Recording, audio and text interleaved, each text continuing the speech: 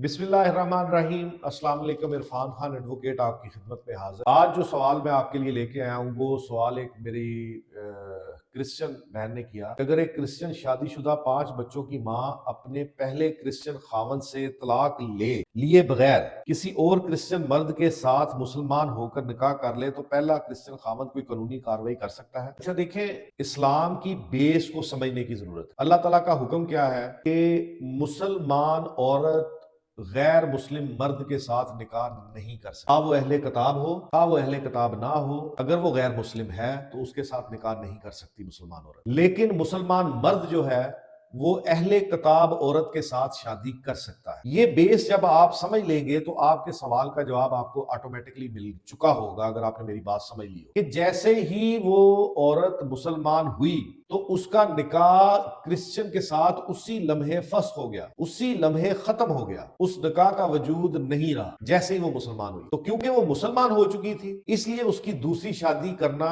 کوئی نہ گناہ ہے نہ جرم ہے، اور پہلا جو کرسچن خاوند ہے وہ اس کے خلاف کوئی کاروائی نہیں کر سکتا۔